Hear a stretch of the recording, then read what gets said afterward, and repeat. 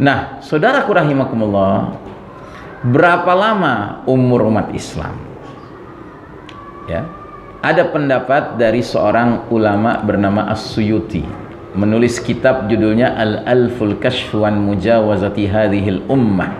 Di halaman 206 kitab tersebut dia mengatakan, berdasarkan sejumlah riwayat athar, umat Islam ini, umur umat Islam ini adalah lebih dari 1000 tahun, namun lebihnya tidak mungkin lebih dari 500 tahun. Artinya maksimal umur umat ini 1500 tahun, ya. Pendapat ini didukung dengan hadis. Cuma sayang, hadisnya terbelah dua. Ada bagian awal, bagian akhir. Yang bagian awalnya derajat hadisnya dhaif, lemah. Yang bagian akhirnya derajat hadisnya sahih. Hadis itu diawali dengan Nabi bersabda bahwa Allah Ta'ala memberitahu kepadaku bahwasanya umatku ini akan hidup selama 1 hari. Kemudian aku sangat berharap bahwa umatku tidak akan merasa lemah di sisi Allah ketika Allah panjangkan, akhirkan bagi mereka setengah hari. Ditanya, setengah hari pada waktu itu berapa lama? 500 tahun. Berarti kalau 1,5 hari berapa tahun? 1500 tahun, ya. Jadi ini pakai standar surat As-Sajdah. 1 hari di sisi kami seperti 1000 tahun di sisi kalian. Tapi ingat, hadis ini terbelah dua. Bagian awalnya dhaif, lemah, bagian akhirnya sahih, ya. Terus bagaimana mensikapi hadis ini? Kita mensikapi hadis ini sebagai wawasan pengetahuan, Pak. Yang diyakini 100% jangan, tapi diingkari 100% juga jangan, ya. Nah, karena kita menjadikannya wawasan pengetahuan, mari sekarang kita kalkulasi. Kita sekarang berada di tahun berapa Hijriah? 1441 Hijriah, ya. Itu bukan umur umat Islam, Pak. Umur umat Islam bukan dihitung sejak peristiwa hijrah, tetapi dihitung sejak kapan nabinya diutus. Nabi Muhammad SAW diutus berapa tahun sebelum hijrah? 13 tahun sebelum hijrah. Ingat, hijrah itu terjadi pada tahun ke-13 kenabian, kan? Berarti Nabi kita diutus 13 tahun sebelum hijrah. Yang berarti umur umat Islam hari ini sudah berapa tahun? 1441 tambah 13. 1454 tahun. Jika benar umur umat Islam berakhir 1500 tahun, sisanya berapa? 1500 kurangin 1454, berapa? 46 tahun. Lama apa sebentar tuh? Ya, tolong dikunyah-kunyah aja sendiri. Nah, jadi kejadian angin lembut berhembus beraroma misik itu, ya, diperkirakan 46 tahun lagi jika hadis tadi terbukti benar, ya. Karena begini, hadis dhaif itu dhaif dalam hal mata rantai pembawa beritanya, sedangkan teksnya belum tentu salah. Nah, kalau dia menyangkut urusan masa depan dan ternyata terbukti benar, berarti kedhaifannya hilang. Ngerti? Ya. Sedangkan tadi sudah saya didik, sudah saya sampaikan bahwasanya kita mengkaji ilmu akhir zaman, lama-kelamaan yang kita miliki adalah kaidah lebih baik keliru menyangka sudah dekat daripada keliru menyangka masih jauh. Ya. Karenanya kalau saya condong mending nganggep udah dekat begitu 46 tahun itu, supaya kita menjadi orang yang gampang disadarkan gitu loh, Pak, untuk mempersiapkan diri, ya. Kan beda kalau tahu sudah tinggal 46 tahun dengan tahu masih 4600 tahun. Beda gak? Beda gak? Beda kan? Makanya alhamdulillah nggak ada yang dikasih tahu jadwal matinya kapan. Kalau dikasih tahu jadi songong dia. Gitu, dia pikir nanti udah menjelang mati aja dia tobat gitu, ya kan? Nggak dikasih tahu kapan matinya aja masih banyak yang nekat, ya? Apalagi dikasih tahu. Ya nggak, Pak? Ya, makanya Nabi kasih tahu kita gambaran umum saja. A'maru ummati baina sittin wa sab'in. Umur umatku rata-rata antara 60 sampai 70 tahun. Yang melebihi 70 tahun sedikit jumlahnya. Bapak termasuk yang sedikit nggak, Pak? Udah berapa? 72? Hah? 76, Masya Allah. Termasuk barang langka nih, Pak.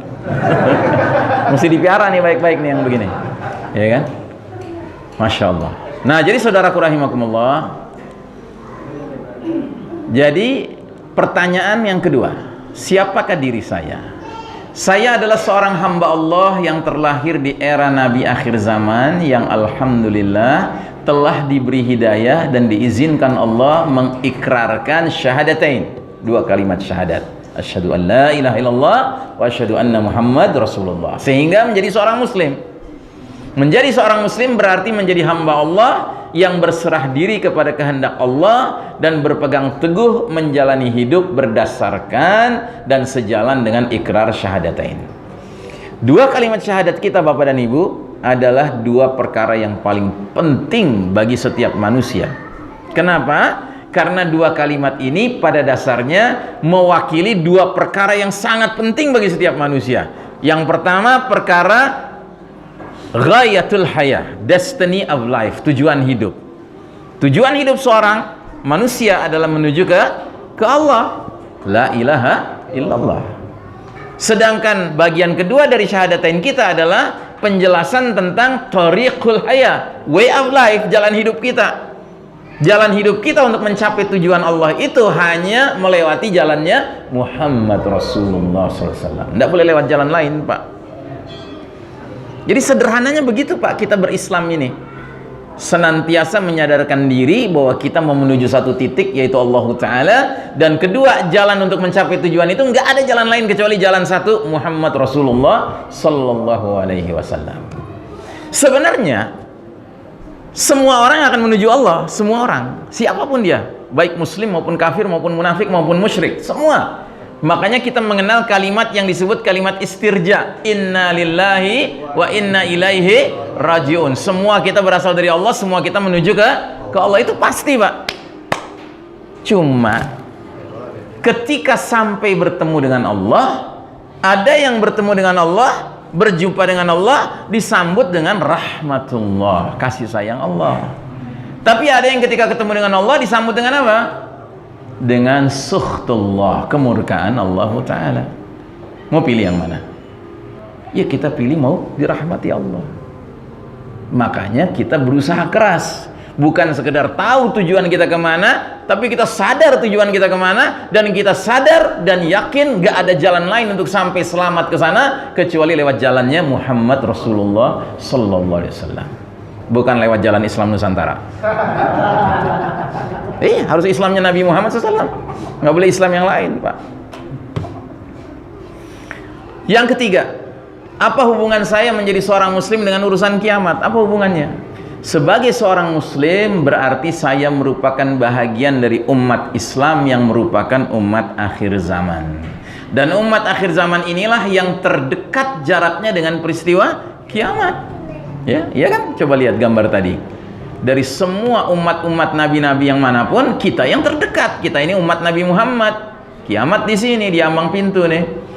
Umatnya Nabi Isa lebih jauh, umatnya Nabi Musa lebih jauh, umatnya Nabi Nuh lebih jauh, ya kan? Umatnya Nabi Adam apalagi?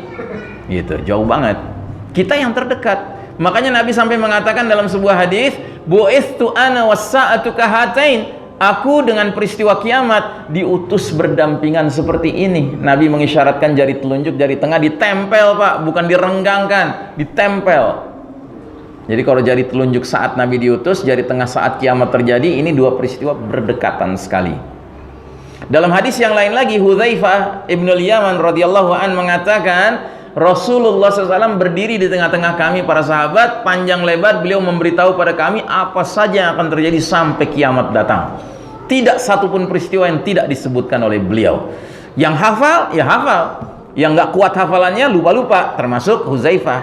Ya, aku lupa beberapa perkara. Tetapi begitu perkara itu muncul, aku jadi teringat lagi penjelasan Nabi. Ibaratnya seperti seorang teman karib yang lama nggak ketemu, kemudian ketika dia ketemu lagi tatap muka, dia ingat lagi. Begitu. Kayak siapa? Abu Hurairah radhiyallahu an. Ini termasuk sahabat yang usianya panjang. Nabi sudah wafat, banyak sahabat sudah wafat, ya, dia masih hidup. Sehingga dia hidup di tengah-tengah generasi tabi'in. Suatu ketika dia bilang, aku teringat satu hadis tentang akhir zaman, kata beliau. Nabi mengatakan akan muncul kendaraan-kendaraan setan dan rumah-rumah setan. Ketika Nabi dahulu menyampaikannya, aku tidak mengerti. Tapi sekarang aku sudah menyaksikan kendaraan setan. Yang belum aku saksikan adalah rumah setan, katanya. Tabi'in itu nanya, apa maksudnya? Ya dulu di zaman Nabi nggak ada seperti yang sekarang kita alami, dia bilang. Kalau sekarang ada itu orang mengadakan perjalanan jauh, safar, naik onta, sambil bawa onta cadangan. Nah, onta cadangan itu nggak ada yang naikin. Nah, ini kendaraan setan. Di zaman Nabi nggak ada kayak gitu. Di zaman Nabi seringkali pergi berperang, ya, yang perang 1000 orang misalnya gitu kan, kudanya cuma 50, ontanya cuma 100, ya kan? Banyak yang jalan kan? Nah, kalau Abu Hurairah hidup di zaman kita sekarang, rumah setan udah ada belum? Pondok Indah. Coba lihat di Pondok Indah, ya kan? Yang menghuni cuman di pos satpamnya aja. Itu rumah tuh kosong. Ya kan? Si penghuninya di mana? Ya di rumah yang lain. Karena rumahnya banyak, rumah cadangannya banyak. Ya. Nah, jadi saudaraku rahimakumullah, dalam surat Muhammad Al-Qur'anul Karim, Allah Ta'ala berfirman, فَهَلْ يَنْظُرُونَ إِلَّا السَّاعَةَ أَنْ تَأْتِيَهُمْ بَغْتَةً فَقَدْ جَاءَ أَشْرَاطُهَا فَأَنَّى لَهُمْ إِذَا جَاءَتْهُمْ ذِكْرَاهُمْ. Maka apalagi yang mereka tunggu-tunggu selain hari kiamat yang akan datang kepada mereka secara tiba-tiba, karena tanda-tandanya sungguh telah datang. Maka apa gunanya bagi mereka kesadaran mereka itu bila mana hari kiamat sudah terlanjur datang, ya. Jadi Allah Ta'ala dengan kasih sayangnya kepada kita umat manusia ini sebenarnya tidak zalim sehingga kiamat akan datang secara mengagetkan. Tidak. Allah itu sayang kepada kita dengan cara Allah datangkan alamatus sa'ah, tanda-tandanya kiamat itu diberikan kepada kita. Baik kiamat dalam arti berakhirnya alam semesta ini maupun kiamat kematian kita masing-masing, ya kan Pak? Bapak sudah mulai menyaksikan tanda-tanda akhir zaman Bapak? Ya, saya sudah menyaksikan.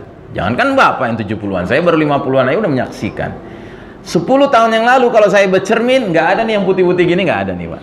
Iya.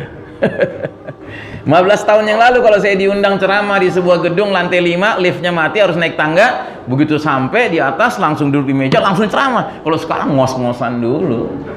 Itu kan tanda-tanda akhir zaman kita, ya. Jadi Allah sayang sama kita. Nah, jadi Umar bin Khattab radhiyallahu an meriwayatkan sebuah hadis, bainama julusun inda Rasulillah sallallahu alaihi wasallam. Suatu ketika kami para sahabat lagi duduk bersama Nabi dalam satu majelis, tahu-tahu datanglah seorang laki-laki yang kami nggak kenal.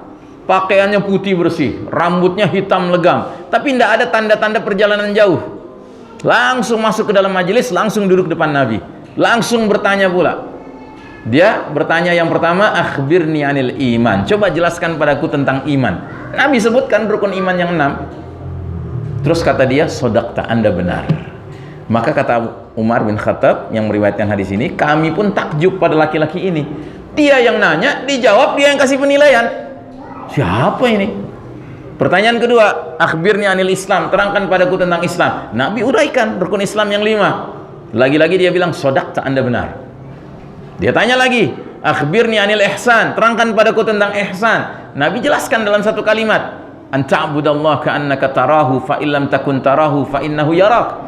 Engkau beribadah kepada Allah seolah melihat Allah. Kalau engkau enggak lihat Allah, Allah lihatmu.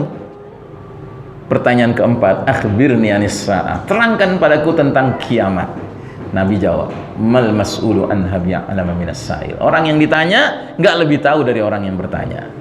Tapi dikejar terus. Wa ma amaratiha, apa tanda-tandanya? Nah, di sini Nabi sebutkan 2. Kiamat sudah dekat kalau engkau melihat budak perempuan melahirkan majikannya, 1. Dan yang kedua, kalau engkau melihat orang yang miskin, telanjang dada, tidak beralas kaki, penggembala domba berlomba membangun gedung-gedung tinggi.